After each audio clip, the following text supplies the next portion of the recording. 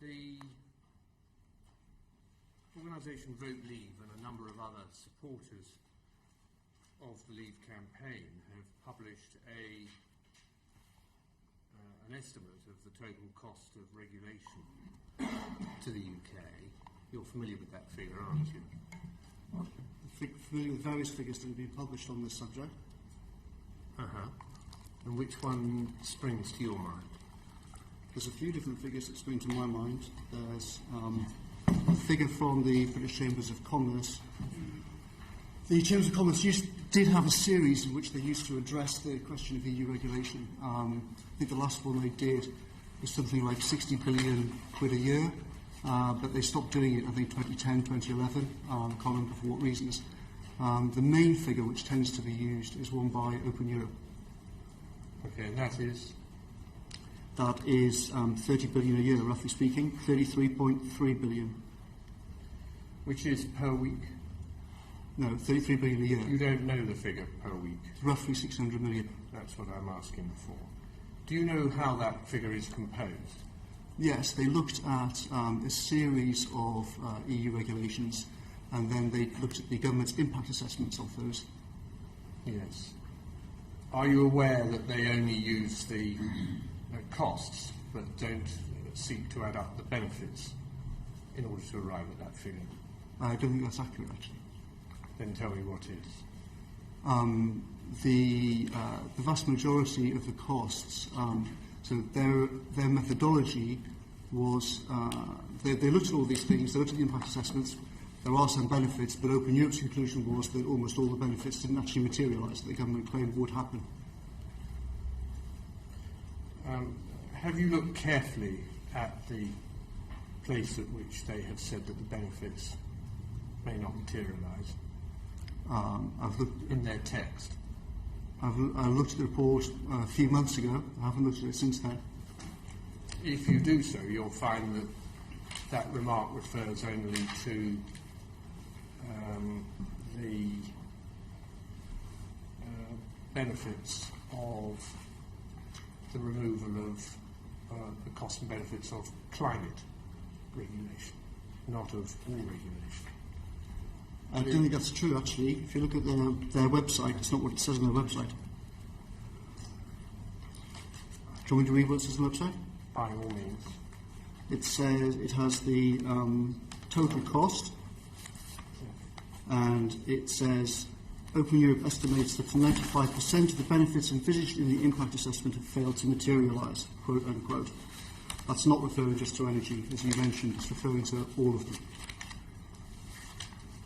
You'll find that that is the case, as I've described it, and in a moment I'll read it out to you if you're still doubting that. Which, if any, of these regulations, there are in fact 100 of them, are worth keeping? The main point about our campaign is not to argue about the specifics of particular regulations. Of course, there are individual regulations which are which almost all people would regard as silly and are very likely to be removed after we vote leave. But in general, our campaign is not really about should we have more of this type of regulation or less of this type of regulation, should we have more environmental protection or not. It's much more about the more fundamental principle, which is who controls this regulatory system ultimately. Is it this Parliament and our Supreme Court or not? So it's not, as a campaign, we don't have a list where we say we should definitely bin X percent of these top 100. Our point is broader. I am now looking at their document, and it is clear that this is only a reference to climate targets. But of course, it's the same mistake that Boris Johnson made when he gave evidence, and it is possible, if you don't read it carefully enough, to grasp exactly what they do say. Well, I'm reading the paragraph, and it's not what it says here. Although I think, given the salience that you've given this figure, £600 million per week in your literature, it might be advisable that you offer a qualification for the rest of the literature you publish and make clear that that is all it is a reference to. Well, I'll send the committee a copy of the website that I've been printed off, which does not say that on the Open Europe website. So perhaps there's two different documents on the Open Europe website, I don't know. But I shall certainly send the committee the copy of the document that I've been given, and then you can make your own minds up about it. That will be very helpful.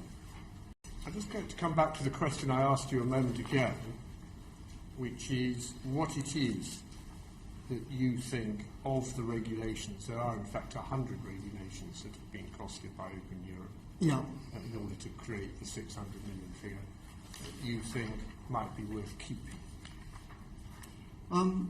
I think that's not really the way to look at it. And of course, there's a broader point as well, which is that one of the, as some of the committee know, I worked in government for a few years in the Department of Education.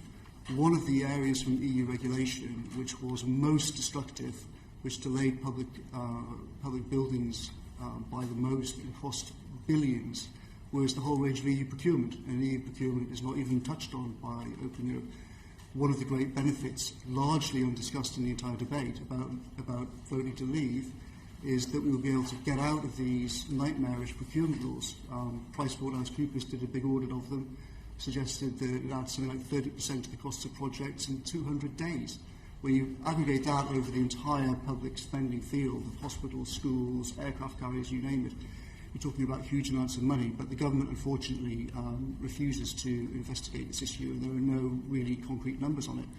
That would be one huge gain, but how many billions you would save is very hard to say. It's not really answering my question. I've had two goes so far. There's 100 regulations out there, which have the cost of which has been estimated and aggregated, and I'm asking you which of those regulations, in whole or part, you feel might have sufficient benefit to warrant being retained. Well, You've not been able to give me a single example so far. Vote Leave doesn't run campaigns saying get rid of this specific regulation. There are very few things which we focused on individually. Clinical Trials Directive is one. Where I think the problems with it are so enormous that it's fairly obvious. You've got the whole field of Nobel Prize-winning scientists saying for year after year this thing is crazy and it's killing people. That's one example which I think most people would say should change. But generally speaking, we don't touch on that because it's not really our job to do that. Our campaign is much more about the fundamental principle of who controls this system. Do you think that it's likely that we would want to retain regulation to ensure that banks So I didn't hear what you said. Great nation. Do you think it's likely that we would want to maintain regulation to ensure that banks are appropriately capitalised? I think that these big investment banks drove the whole system off a cliff in 2008. I think that taking back control over the regulation of the banks and over vital issues such as capital requirements is crucial. I certainly would not trust that to the cesspit of Brussels lobbying, where Goldman Sachs has its people in there and its fingers in every pie. I think that this Parliament should decide the rules on how banks like Goldman Sachs operate. Have you taken a look at the Capital Requirements Directive? I have not examined it in detail. I know that there are some people who say that actually in some ways what the EU has done in some of these areas has been sensible since the 2008 financial crisis. But that, of course, is not the main point. You don't think it likely that we will want to maintain a measure of higher capital requirements than we had in the run-up to the crisis? I think we certainly should do, and I certainly would not trust decisions on that to the European Commission, the European Court of Justice, and the Brussels lobbying system. A substantial proportion of the figure for the cost of regulation, that is a substantial proportion of the £600 million a day, is in fact the cost of an estimate of the gross cost to banks of fulfilling the terms of the Capital Requirements Directive. you don't think it likely that we would want to carry on increasing risk-weighted assets for banks, as I we think have been in the past under the provisions of, after all, this is all implementing only Basel III. This is derived not ultimately from EU legislation, but from a broader international agreement of which the EU forms part. Well, you made a very important point there. One of the great advantages of voting to leave is that Britain will regain its seat in a lot of these international institutions where it's currently represented extremely badly by Brussels, and will be able to argue for its case at the global level where increasingly these decisions are made, as you say, in banking, but in many other areas. You see the same phenomenon. The world's very different than it was in 1985 when Cofield and Delors dreamt up their cunning scheme of the single market. The world's changed, regulation is increasingly moving to the global level. It's a very good reason to vote leave. When Open Europe were asked to estimate what estimate they made of the annual saving it was feasible to conclude might be obtainable with the removal of that list of 100 regulations, they told us, and this is also published on their website, that the correct figure is not 33 billion, but 13 billion. Are you aware of that? Wasn't aware of that, no, but as I said, the document anyway doesn't include all the costs of procurement, doesn't include all sorts of other costs of the European Union. So all of these numbers and all of these studies on all sides of the campaign, in government, depending on one's point of view, the methodology behind lots of these things is questionable. Anyone who took any sort of rigorous approach to it, if you sat a bunch of physicists down and looked at all of these studies, there's almost nothing the economics profession produces which would withstand any sort of serious scientific scrutiny. So these numbers really are looking at sort of orders of magnitude, I think. And you've got the British Chambers of Commerce saying 60 billion, you've got Open Europe totting up numbers and saying 30 billion. What the true figure is, nobody knows, but it's giving you an indication of the sort of order of magnitude of the impact of what the European Union is doing. If nobody knows the true figure, and you're saying that we should be working off orders of magnitude, it might be sensible, don't you think, to use the figure that Open Europe themselves say is the maximum feasible to use as the likely annual saving from the removal of EU regulation?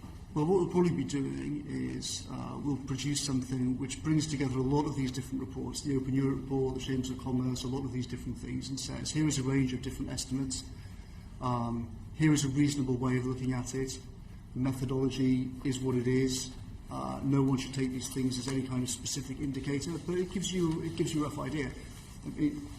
It's similar in a way to the whole issue about what percentage of our laws are made by the we might come on to that in a moment, EU. but don't you think it might be a good idea to have done that work first, rather than now to be telling us that you might start to draw together a list of all these various Well, we have all sorts of costs documents. and benefits of regulation? We have all sorts of documents and all sorts of briefing notes. We're very happy to send you a copy of one that has all of these things laid out if you would like. So what you're saying is that there's a range of numbers. We shouldn't take any particular number that you're using as a headline number, and you are using the £600 million per week, the 33 billion per annum cost of regulation all the time in your literature. You're now telling us, I think, in evidence that we should set that at a heavy discount, not give ourselves too much, not worry about it too much or its accuracy, because it's just one of a range of numbers that might be taken into consideration. Have I got right in summary your evidence? Roughly speaking, what you're saying, I think, is a reasonable perspective. As I said, all the campaigns on both sides and the government produce these economic studies. They have various numbers. Anyone who takes decimal points seriously in these things, I think it's crazy. Well, this is a decimal point that's moving along quite a long way, isn't it? I mean, what we're talking about... There's a decimal point in the Open We're talking about a Europe decimal figure. point that shifted quite a bit from 33 billion to 13 billion at a stroke. Or to 60 billion according to the Chambers of Commerce. Yes. I'm just taking a look at the figures that you've used as your headline figures. We use all sorts of for figures. your literature. There are some figures more prominent than others, and I have to say some of the figures you're now saying we should set at greater store than others, and it's really up to us to pick and choose. It sounds to me as if we might do well not to pick or choose any of them. I'd like to move on to EU contributions. How much is Britain contributing per year to the EU budget?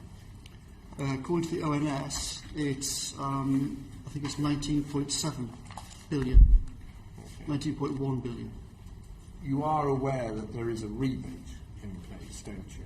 I am aware there's a rebate. Yeah. Do you know how much the rebate is? The rebate is 3 or 4 billion, I think. It's 6 billion. Are you aware what happens to the rebate? Yes. Physically. Perhaps you'd like to describe that to the committee. I think the interesting thing about the rebate is I've just asked you to describe what happens to the rebate. What happens to the rebate you are is aware of what happens to the rebate, so I'd now like you to describe it. What happens to the rebate is that there's an enormous row constantly between Britain and Europe about how much of our money we get back. And we lose these arguments and we get some of this money back in a very unpredictable way. If you look at how the accounts are done by the ONS, one of the reasons why they look at the actual figure, unlike the Treasury, not the estimated figure is, they have to work out the rebate in arrears to find out where on earth the negotiation got to. Okay. What I'm asking you, perhaps it's my fault for not being precise enough. There is a sum of money, £19 billion a year. There's a rebate that is debited from the UK government, yes. That is, you think, debited from the UK government. So what I think is the ONS fund. It's how the ONS defines it itself. Right. It's not, in fact, debited from the consolidated fund. 6 billion of it never leaves the consolidated It is, fund. in fact, debited. That's exactly what the ONS says. If you don't like that, then you should argue with the ONS, not with me. I'm just telling you that it never leaves the UK. It's debited from the UK. For the whole of this period. It never leaves the UK, it never crosses the exchanges. When you're sitting in your slippers talking to Mrs. Tyree and you're looking at your bank statements, and you look at your bank statement and it says X amount of money is debited from your account, that means it's gone from your account, doesn't it? It's pretty clear what that means. And the debiting is exactly what the ONS says here. It is debited from the UK. Table 9.9 of the ONS, that's what it says. As I've just explained to you, and I used to work in the Treasury, and I was in the Treasury shortly after the Fontainebleau Agreement was negotiated, this money never leaves the Treasury. And I think it's quite significant, therefore, that we should work off figures that have some plausibility. 19 billion is not the figure that we pay across the exchanges. We pay 13 billion across the exchanges. We are debited 19.1 billion according to the Office for National Statistics. That's an accounting procedure, but the money never leaves the UK, Mr. Cummings. How much of the EU's expenditure in the UK do you think we, the UK, after Brexit, would want to continue with? How much of the what, sorry? I didn't catch what you said. How much of the EU expenditure that takes place in the UK do you think we would want to continue with after Brexit? Well, of course, similarly to the regulatory issue, it's not for vote leave to say what should happen. Our fundamental argument is that it's up to, we should become a normal self-governing democracy again, and that it should be up to elected representatives to have these arguments. I think there are some areas where all sensible people would say that after we vote leave on the 23rd of June, we don't want a whole load of cliff edges with funding. I have a particular interest in science, for example. It would be crazy suddenly to stop a huge amount of science funding as soon as we leave. So I think that a lot of the money which currently is spent by the EU in this country, we would continue, some of it permanently, some of it temporarily. In some areas, I would hope that the British government, freed from the nightmare of Brussels, would actually choose to spend more money. But that would be up to the democratic government of the day. You've said it's not for you as an organisation to say what would happen, but you have said what you think should happen in a number of areas, haven't you? You've said we will pay farmers at least as much as they get now, and that's I'm reading from your website. You have said there will be financial protection for all groups that now get money from Brussels. I'm quoting again from your website. That does sound to me like an organisation that is saying what it thinks should happen to this money. Well, we're saying that there are various MPs who've spoken at events we've had. George Eustace, for example, spoke about farming and the problems that he sees every day with the CAP system, and he suggested that various ways in which you would deal with the EU payment system once after we vote leave. So we've given some indications, but we haven't given a sort of specific detailed budget because we don't really think it's our role to. But I do think it's important, we think it's important, to assure groups such as the Royal Society and to farmers that none of the serious people who are likely to be part of the next government and who are thinking about this in a position to take decisions on it are arguing for some kind of big cliff edge where suddenly this money is taken away. I think that's a sensible, whichever side of the argument you're on, it seems like a sensible way forward not to have any kind of jarring process with funding.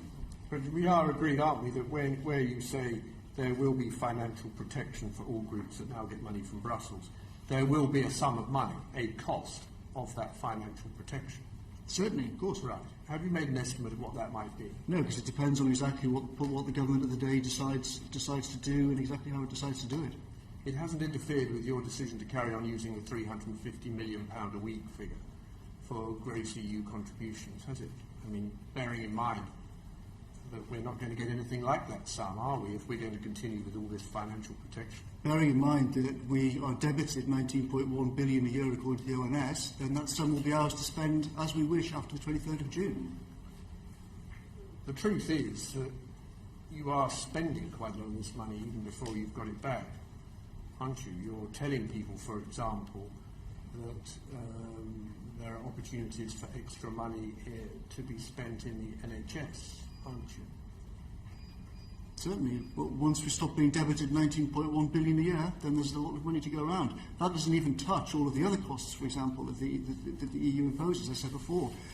Imagine what will happen to the school building programme, and I know this from personal experience working with Michael Gove in the Department of Education.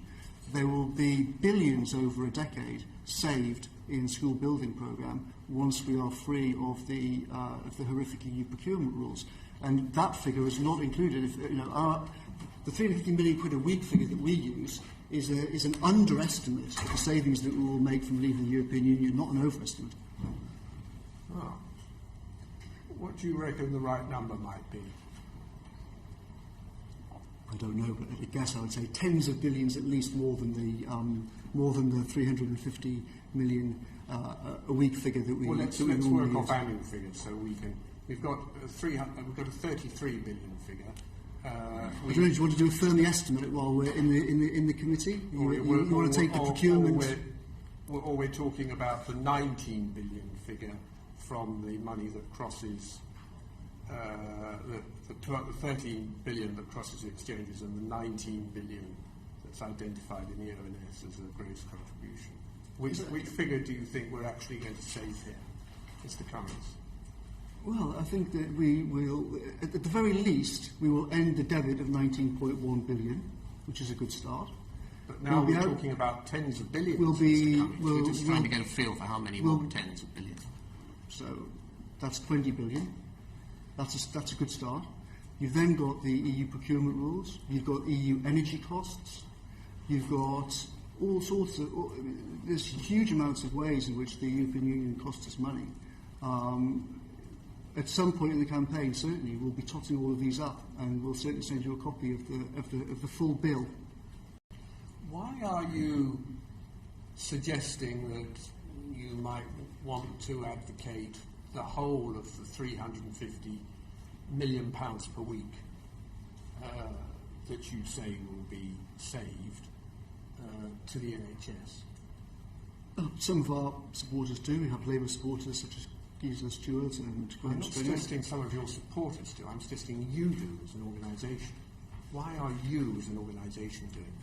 We are saying that we often use the figure of 350 billion, which is an underestimate, of course. The actual figure is 50 million, sorry. So the actual number is 367.4 million. But so as we weren't misleading anybody, we rounded it down to 350 million. Okay, I'm just asking you why you're suggesting in some of your literature that you might allocate all of that to extra spending on hospitals.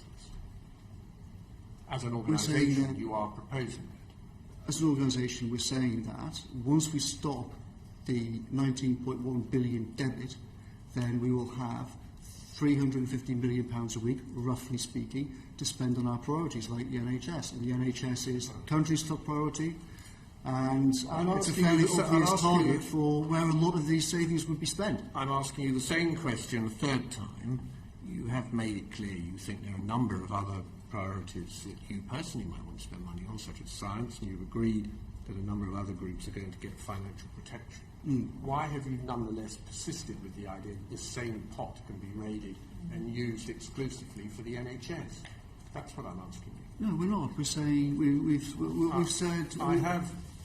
I have here one of your posters that's available and you're encouraging your supporters to download, and I think it gives a clear enough message.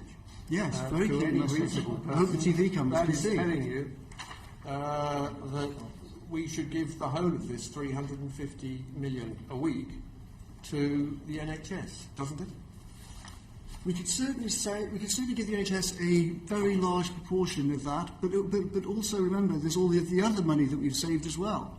There's not just the £350 million a week that we save from the budget. So we're going to put there's the all whole the other of the money. 350 million into the NHS, and then we're going to fund all these other things that you're keen on, the science and any other financial protection you're going to provide to all the groups who now get their money from Brussels from another pot, as yet unspecified. As actually has specified a few different examples of where the pot comes from. Energy regulation and EU procurement rules being two alone, which offer billions. There's more than enough billions to go around to put an awful lot more money into the NHS and protect science and protect agriculture and still have billions left over. Billions left over, this sounds like Aladdin's cave to me. I just want to touch on one more point. You are saying in hospitals, in your literature, aren't you, that we can give a lot more money to hospitals. You're distributing literature to that effect. You are doing that, aren't you? No, we're not. We're not distributing any literature to hospitals whatsoever. So I have a piece of literature here with your logo. This is a pirated piece of literature. It says, "Vote, leave, take control." It's badged up as your literature. It says help protect your local hospital. Yeah. And it's got here at the bottom vote leave take control.org. Is that not your organisation? It looks like it's one of our leaflets, yes. Okay. So you are distributing these things to hospitals. This was picked up from Guy's Hospital. Well, it was picked up from Guy's. I saw that story in the paper as well, or not in the paper, I think it was on the website. Well, I have one of the leaflets here, yes. Yes. I saw that story on the website, I think, last week. We haven't got a clue where that's come from. Certainly wasn't done by us. So this is a pirated? No. Well, I have no idea. I very much doubt it. But you're asking how... hang on. I just want clarity. I'm giving you clarity. You haven't yet. We'll have a go. I've got many of the points I've been asking, really, but let me just go through some very simple questions. Go for it. Did your organisation print this leaflet? It looks likely that we did, but obviously I can't tell about any individual leaflet. So you don't know what leaflets might be printed by your organisation. You're running a campaign, and you don't know. Sorry, I think you're misunderstanding what I'm saying. If you're saying, if you're asking about that, I don't think you're understanding the question. I'm asking a straightforward, simple question. Yes. We really are getting down to very simple questions. Is this a leaflet of your organisation? Do you mean that design of leaflet, or do you mean that individual leaflet? I'm asking you if this leaflet is one of your organisation's leaflets. Yes, it is. As I said at the start, we've answered question one. We've arrived at question one. Now let's try question two. Do you think that it is reasonable that somebody might misconstrue this leaflet at first glance as a leaflet produced by the NHS, since it has an NHS logo in the top right-hand corner? No, it says vote, leave, take control on the bottom with our logo. Okay. What do you make of that logo there, that NHS logo? What do I make of it? Well, do you think it looks like the logo of the NHS? Looks roughly like it from here. Yes. Well, it looks roughly like it from almost any distance. Here is an NHS document encouraging you to eat better food, and you'll see that the logo is strikingly similar. In fact, they're almost identical. It takes an expert eye to tell that the one is not the other. One of them is italicised slightly, one of them is not. Do you, now that you've had a chance to consider whether you did in fact produce this leaflet, and you've now agreed that it does look like an NHS leaflet at any reasonable distance, do you think it might be a good idea to think twice about putting out literature as misleading as this? No, I certainly don't. I think you're confused about what my answer was before. I thought you were asking me, is the leaflet you're holding in your hand being put into a hospital, has that come from us? And I was saying, no, it hasn't come from us. As in, we did not distribute leaflets to the hospital. We are as baffled as everyone else about the story that appeared on the website.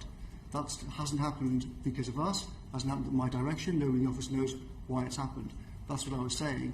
If you're saying you've got one of the leaflets from that hospital and you're holding it up in front of me and saying, is this yours? My answer is, it looks like it's something that we've printed, but it's certainly not something that we've put into, I think you said Guy's Hospital or Thomas's Hospital, or perhaps they're the same thing, I'm not sure. Okay. Thank you, Chairman. Mr Cummings, your colleague Matthew Elliott said that for an EU referendum it would be far more preferable to have two clearly defined options. For such a momentous decision, voters deserve concrete alternatives with clear definitions allowing... I didn't hear what you said. Voters deserve... For an EU referendum, it would be far more preferable to have two clearly defined options. For such a momentous decision, voters deserve concrete alternatives with clear definitions, allowing the debate to be about two precise positions, thereby reducing the scope for mudslinging and the spread of misinformation. So can we, Mr Cummings, assume that clarity from your side is imminent on what that alternative would be? I think Michael Gove was pretty clear yesterday about all sorts of things. Once we vote to leave, we will end the supremacy of European Union law, we'll end the supremacy of the European Court of Justice. In time, we'll repeal 1972 European Communities Act, particularly Section 2 of it. We will end the free movement of people in particular. We will have a different arrangement with Europe. We will take back control of trade. We will end the menace of the Charter of Fundamental Rights, which gives the ECJ power to rule on practically anything that they want to from now on. I think it's a pretty clear agenda. But even today, it's not a controversial picture either. Even today, Mr Cummings, we haven't had clarity, for example, on whether this money that you believe would be saved would go on the National Health Service, would go on farmers, would go on science funding, for example. So there's I think it would be fair to say we are lacking... all these great causes. Sorry, if I finish the question. So it seems even today we are lacking that clarity on what life outside the European Union would look like. I don't think so. I think Michael Gove was pretty clear. It was pretty clear yesterday. But of course, the fundamental heart of the argument over the European Union is: are we going to be a normal self-governing democracy, or are we not? And if you are a normal self-governing democracy, by definition, the public make choices in elections and vote in or out people like you with your priorities, and the chips fall where they may. So, of course, one can't say this is what the future will be exactly, this is how things will work out. That's not the point of it. The point of it is not for us to say, here's our blueprint of what Britain should be like in any detailed way. The most important thing about the EU is not any individual policy. It's institutions for error correction. Do you have a system in which you can correct errors quickly, learn from things fast, adjust, which has been one of the great strengths of the Anglo-American system over 200 years? Or do you have a system in which bureaucrats and a judicial system entrench ideas in a bureaucracy which is extremely slow to move, change, adjust, adapt to errors. Clinical Trials Directive is a classic example. 10 years of Nobel scientists saying it kills people, nothing happens. If we look specifically, Mr Cummings, at the macroeconomic impact of Brexit, will the Vote Leave campaign be setting out their analysis of the macroeconomic impact of leaving the European Union? We will, but we won't be indulging in publishing any of the snake oil, quote, models, unquote, that the Treasury published. No, it's the work of charlatans. So when will you be publishing that macroeconomic impact, and who will be doing it? We'll be publishing all sorts of things on the macroeconomic impact of leaving, but we won't be publishing these spurious numbers like 4,300. I've heard, Mr Cummings, what you won't be publishing, but what will you be publishing? We're publishing all sorts of analysis about international trade and how we think things will improve. A macroeconomic impact assessment is not just about international trade, it's about GDP, inflation, the currency, productivity, all those range of issues. So what I'm asking, Mr Cummings, and if the answer is no, you could just tell us that. Will the Vote Leave campaign be setting out their analysis of the macroeconomic impact of Brexit? We will set out our analysis of the macroeconomic impact of Brexit, but it won't look like the spurious documents. I've heard, Mr Cummings, what you won't be doing. What I'm asking is what will you be I publishing? think I've answered the question. Of course we will be publishing that. And I also asked Mr Cummings who will be doing that analysis for you. You'll find out when we publish. And when do you intend to publish it, Mr Cummings? You'll find that out when we publish it. We don't publish our grid for everyone to look at in the campaign. Okay, well I look forward to reading it when it becomes available. Vote Leave said in recently that it would be exposing the false claims and scaremongering of Bank of England Governor Mark Carney and Deputy Governor Sir John Cunliffe. This seems like as good an opportunity as any to do that. So, for example, do you think that the Governor's comment that Brexit was the biggest domestic risk to financial stability was an attempt at scaremongering? There are lots of things, excuse me, there are lots of things which the Bank of England has said recently which are scaremongering, yes. I was campaign director of the anti-Euro campaign 15 years ago. I heard all of this stuff back then. The skies will fall, there'll be plagues. I'm not asking about something that happened 15 years ago, Mr Cummings.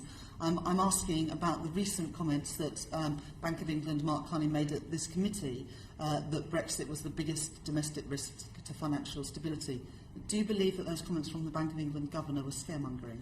I do not think they were wise. Do you believe they were scaremongering?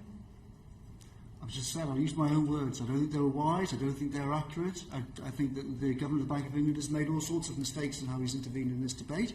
But I also think he's entitled to share his view with people. Of course, other distinguished figures, such as Mervyn King, have given a very different picture of what they think on these issues. The reason, Mr Cummings, that I use the word scaremongering is because it's what the word that Vote Leave has used previously. And you said that you would be exposing the false claims and scaremongering of Bank of England Governor Mark Carney and his deputy, Sir John Cunliffe. So have you changed your mind? Do you now think it's not scaremongering? We will be exposing all scaremongering as well as effectively as we can do in the next few weeks. So I'll ask again, was when the Bank of England Governor said to this committee that Brexit was the biggest domestic risk to financial stability, do you think that was scaremongering? I do think it's scaremongering. Thank you very much. The Monetary Policy Committee said that a vote to leave might result in an extended period of uncertainty about the economic outlook, including the prospects for export growth. Do you think the Monetary Policy Committee are scaremongering as well? No, I think the establishment has a general... the establishment operates on the basis of herding around conventional wisdom. It's why the establishment has got every big foreign policy decision wrong since trying to deal with Bismarck in the 1860s. All the big things, Whitehall and Parliament have unfortunately got wrong since then. And they herd. It's what happens all the time. They herded behind the ERM. They herded behind the Euro. Now they're herded behind supporting the EU. Conventional wisdom changes when crises hit. Look what happened in 2008. All these people didn't predict that. An eclectic group of other people, often from outside the economics profession, outside politics, outside the establishment, they are the people who accurately said financial system's going to fall off a cliff. wasn't the people that you're quoting. Well, Mr Cummings, your campaign is being championed by the Mayor of London and the Justice Secretary. If they're not part of the establishment, I'm not sure who is. So I don't think this is an issue about the establishment versus everyone else. It's very much about establishment thinking and conventional wisdom and herding.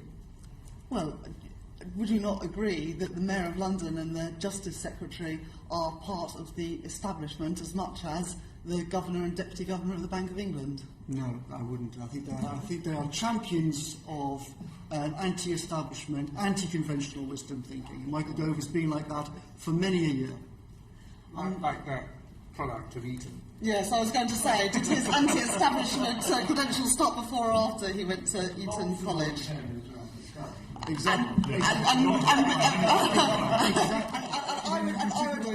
argue, Chairman, that Mr Rees-Mogg might also be part of the establishment. The point is that this is not the establishment versus everybody else. Different members of the establishment, and you have mentioned former Bank of England Governor Mervyn King, the former Chancellor Nigel Lawson. This is not the establishment versus everyone else. Different members of the establishment have taken different views on this referendum, and we'll find out what the country thinks on the 23rd of June. But my point, my question remains, the NPC have made those remarks. Do you regard them as scaremongering, or are they just wrong? I think they're wrong. I think that, as I've explained, that when you have big institutional setups like the European Union, which have been around for many decades, and the whole kind of global architecture is built on them, there is an inevitable great reluctance from the other elements of that bureaucracy to see it shaken up. When the ERM blew up, a lot of people said, stay in it, fight at all costs to stay in it, don't discredit the idea. You've seen the euro now is mangling the Greek economy into a nightmare. And what is the view of the overall international bureaucracy? Try and prop the system up. Try not to face the fact that we, the guys in charge, have cocked it up. Well, the Greek people had a referendum, I believe, and they chose that they wanted to stay within the EU. Maybe they are part of the establishment and got all that wrong. A very sad picture. As well. I thought you, as a Labour Party member, wouldn't have Order, Mr Cummings. Await the question. Thank you very much, Mr Chairman. I don't think you know anything about me or my politics, Mr Cummings, so maybe you don't want to comment on those things. Coming back to some of the points that Chris Philp mentioned in his questions and the speech by the Secretary of State for Justice yesterday, he said in his speech, I'll just quote from him if that's okay, that it is sometimes claimed that we will only get free trade if we accept free movement, but the EU has free trade deals with nations that obviously do not involve free movement. You do not need free movement to have free trade and friendly cooperation.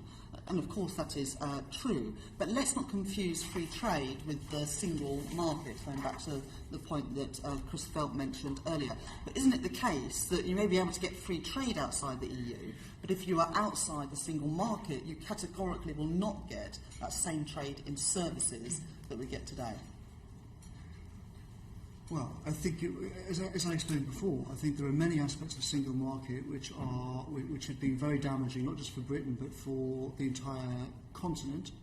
I also question your assumption that a single market in services is a good idea. I'll make 2 points about that. First point is people have been talking about this for a long time and it hasn't developed.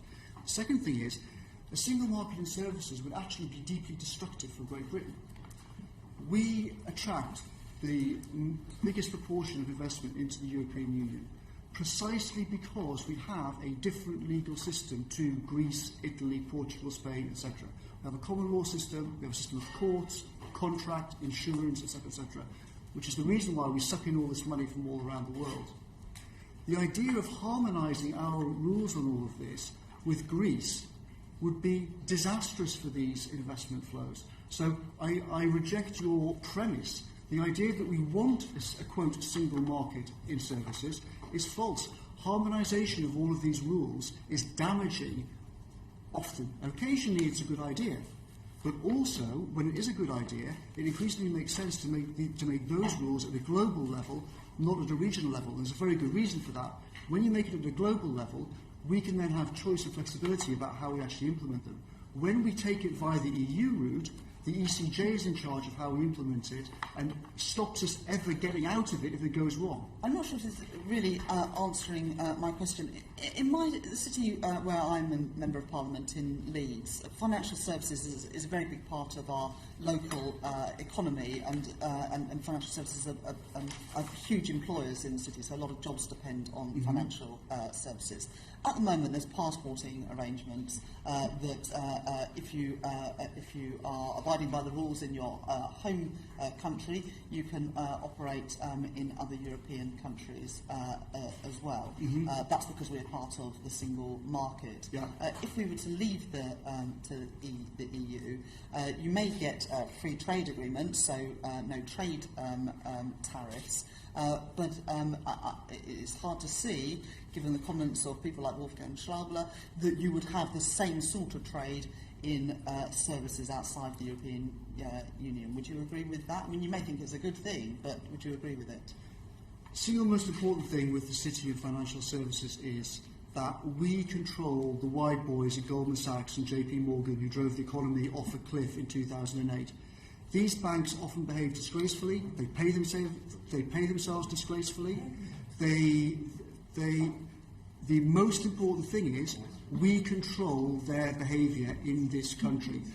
Allowing the current system in which Goldman Sachs and all of these people spend millions in the corrupt Brussels lobbying system to rig the rules for themselves is a disaster, and we should bring that to an end. Sorry, this may be an interesting point, but it's not answering the question that I posed to you. Goldman Sachs do not have any branches or any employees in the city of Leeds.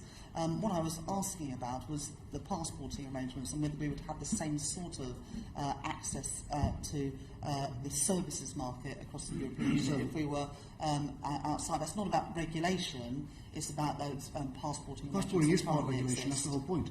The point is who makes all these regulations. Passporting is one aspect of it. My point is the most important thing is that Britain controls the financial regulation for these companies. So you would be happy that if we left the European Union, one of the consequences of that, or you would accept that one of the consequences of that, is that we wouldn't have that access to the single market? No, I'm not accepting that. What I'm saying is how the precise details of passporting are worked out is something that will have to be worked out. But of course, there's huge reason why that Europe will want to do that, and that is because Britain has the number one financial centre in Europe. They want to be here using our services. There is a great incentive for them to sort out the passporting system, the same as there is for us. But my main point is that's not the most important thing. The most important thing is we control the banks. We don't let the corrupt institutions of Brussels control the banks. I just want to clarify, I'm sorry to interrupt, Rachel, I just want to clarify, you did a moment ago say a single market in services would be deeply disruptive for the UK, that we don't want it. Is that correct? Correct. Single market equals harmonisation in Brussels, equals the rule of the ECJ, equals the rule of a legal system which is not the common law system, which equals the destruction of one of the most valuable assets this country's got. It's just important that we have clarification, and so therefore the premise on the basis of which policy under successive governments has been pursuing is erroneous. That is, basically, since the Single European Act, an attempt has been made to construct a single market in services, which has had a measure, many would argue, of success, not whole, but partial. You're arguing that that whole enterprise was a catastrophic mistake by the UK.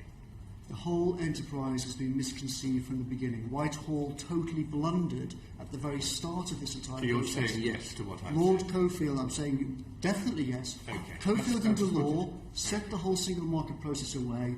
They conned Thatcher over what it meant. Whitehall has never figured out what on earth is going on with this since. Okay. It babbles on about a single market and services, Rachel, and actually it would be damaging. Just wanted clarification at that point. Do carry on.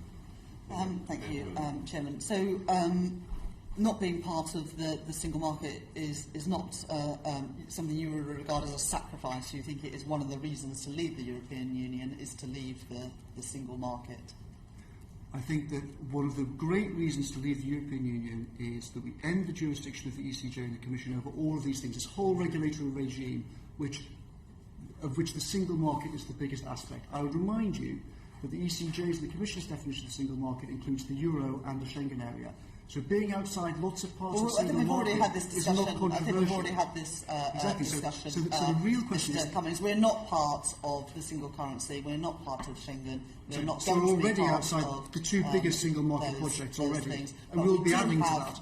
We do have, Mr Cummings, as you know, access to that single market across the European Union for the sale of goods and services. We are partially part of the single market. Let me just come back to one of your answers, and I'll wrap up in a moment, Mr Chairman.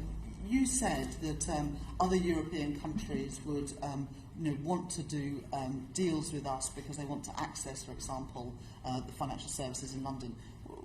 Wouldn't it maybe more likely that if we were left the European Union, other countries might want to have some of those financial services centred in their capital cities or in their financial centres rather than in London, Leeds and Edinburgh, where financial services is dominant today. And instead of them wanting to do deals, for example, on financial services, they would want to take this as an opportunity to take jobs from this country to their own countries. And there is a real risk that instead of the UK being the preeminent centre of financial services across the European Union, you may find that Paris or Frankfurt take jobs and business from London, Leeds, Edinburgh and other cities. Good luck trying to get Americans to leave Chelsea and move to Frankfurt. That's not going to happen. It's not going to happen. We heard this, all of the same stuff over the euro. Never happened. London's position has strengthened since we stayed out of the euro. These scare stories, we've heard them all before. They don't mean anything. If you go and sit and talk to people at Goldman, I've talked to people at Goldman Sachs and these other banks about this sort of thing. And what do they say?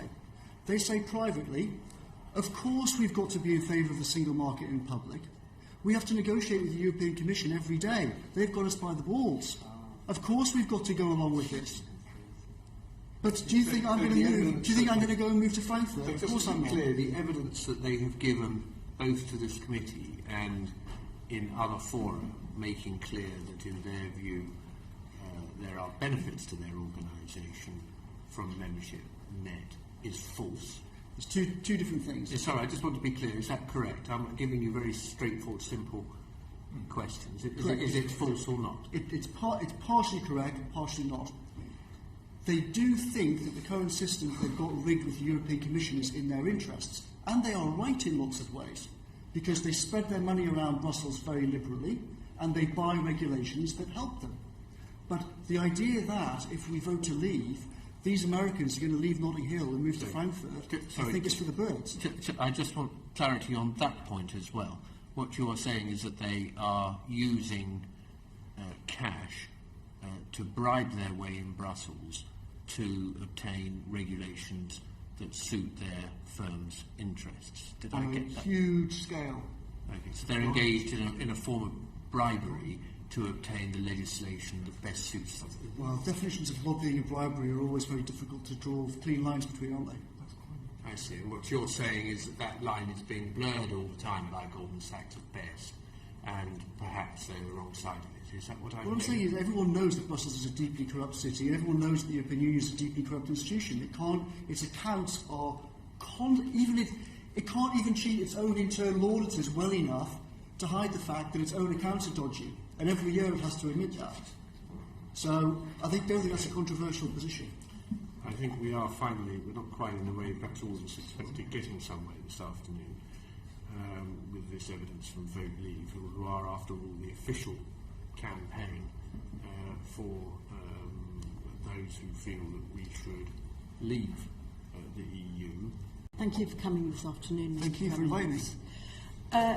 In the covering letter for Vote Leave's application to the Electoral Commission to be the lead campaign group, you said, "We are committed to campaigning in a way that will create a legacy for the country's democratic processes and traditions.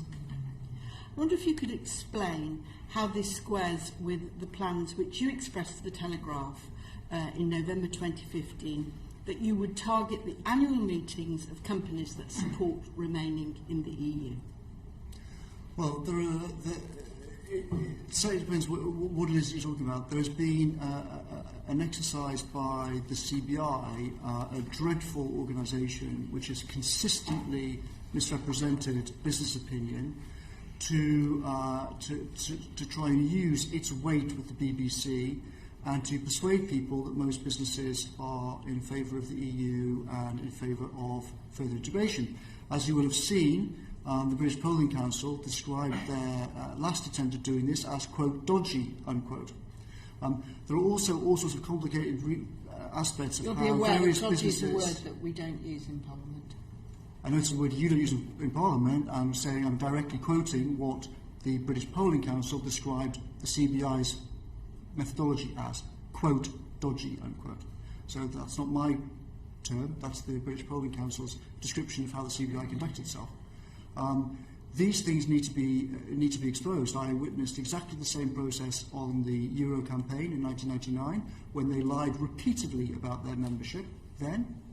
They lied about how many members they had. They lied about how they were surveying them. They persistently lied about business opinion, and they've been doing the same thing on the EU. So you're telling us that the CBI is lying about the views of their members when they are presenting the benefits of EU membership, which is felt by many large organisations. The CBI is so dishonest, it won't even tell you how many members it's got. That's the scale of its dishonesty. If you bring the CBI in here and say, how many members have you got, they won't tell you. Okay, Mr. Cummings. They hide all of these numbers precisely in order that they can cheat their surveys. Mr. Cummings, we won't get through my questions if you give such long, extended descriptions of your view of the world. Sorry. I don't quite see how you square that with the fact that over a third of FTSE companies wrote a letter saying that they support continued membership of the EU. So when you say FTSE companies, do you mean FTSE companies? Yes. Over a third of FTSE companies have written a letter, a public letter, saying that they support EU membership. Now, lots of those companies will be in the CBI. So the CBI wouldn't seem to be misrepresenting the views of their members if, quite separately, we see that a third of FTSE 100 companies are saying that it is in their interest to be in the EU.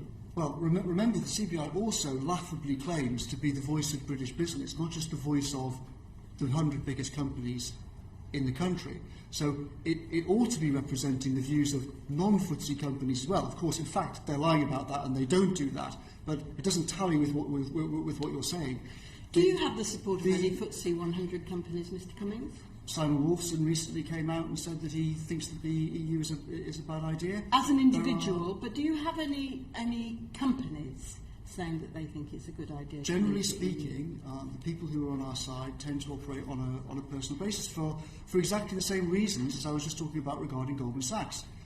So you don't have any FTSE 100 companies where the boards have agreed that they wish to make a public commitment to remaining in Europe, to leaving Europe? The board stay out of it, the same way as they did on the Euro campaign. What happened after we went on the Euro? Then suddenly all these companies say, yeah, we agree, the Euro is a rubbish idea.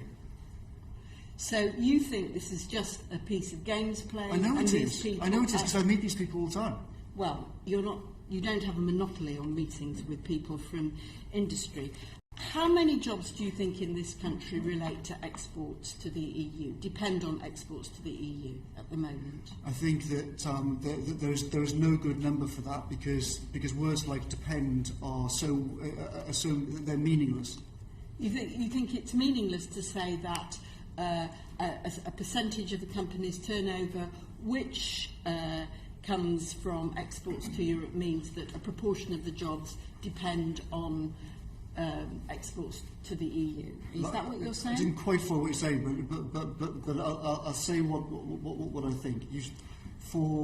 I was on the Euro campaign 15 years ago when the famous Sorry, 3 I'm billion... not interested in the Euro campaign 15 years ago. Yes. I'm asking you, do you know how many jobs depend on exporting to the EU in the British economy? It's a very simple question. And I'm saying to you that the word depend renders the sentence meaningless. We've had this argument has been going since March 1999, when the big study was published about the so-called 3 million jobs depending on the EU. Now, you do know the numbers. So you do know that 3 million jobs in this country depend on exporting to the EU.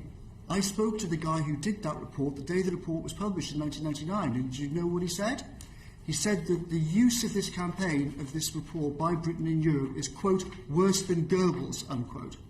That's what he said that morning, and that's why So you're saying that the suggestion in the document published by the government, which was written by Treasury officials, estimating that the number of jobs relating to exports to the EU, which they put at 3 million, is worse than Goebbels? Is that what you're telling the committee? I'm saying that the people who wrote the original research have described its use by the likes of Nick Clegg and the pro-EU campaigners as worse than Goebbels, correct? That's not my words, that's the words of the people who actually wrote the report, because it conflates the weasel word depend with, they will be lost if we vote to leave. Sorry, which is a non sequitur. Mr. Cummings, I haven't asked you about how many jobs would be lost were we to leave the EU. That wasn't my question. I was asking you about how many depend. I agree with you. There is a distinction to be made about the current state of the British economy and what would happen were we to leave. Mm-hmm. I'm asking you to concentrate now for a minute, not on what happened 15 years ago, but on the number of jobs in this country which depend on exporting to the EU. And the figure based on the ONS, and you say that you always use the official statistics as well, is 3 million. Do you know what proportion of that are manufacturing jobs? I think you're misunderstanding these numbers. The government's own figures show that only 5% of British businesses export to the EU. 5%. 95% don't. And that is because we have a spread of sizes of company, and therefore you have, I agree with you, 5% of companies, but they are very large companies which employ a lot of people, and therefore you have a lot of jobs which depend on exporting to the EU market. Mm-hmm. So to say that only 5% of companies export to the EU and to say that 3 million jobs are dependent on the EU is completely compatible. Do you understand that, Mr. Cummings? I don't really understand what you're saying now, I'm afraid. Mr. Cummings, do you understand that not every company in this country is the same size? I do understand that, yes. Good. So you think that at the moment only 5% of companies export to the EU? Not that I think, that's what the government's figures are. Okay. Do you accept that of those companies, a significant proportion are very large? Probably, yes. Good. Fine.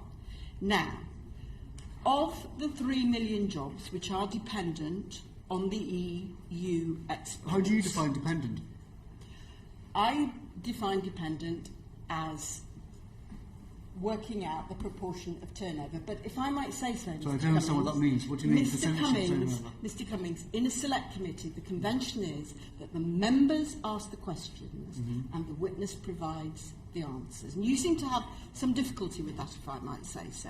And yet, you've told us that the key plank of the Leave campaign is to restore the sovereignty of Parliament. I would have thought that if you were really interested in promoting the sovereignty of Parliament and, as you put it, being committed to campaigning in a way that will create a legacy for the country's democratic processes and traditions, you might pay slightly more attention to answering the questions you're asked rather than punting off on the latest thing that happens to have popped into your head.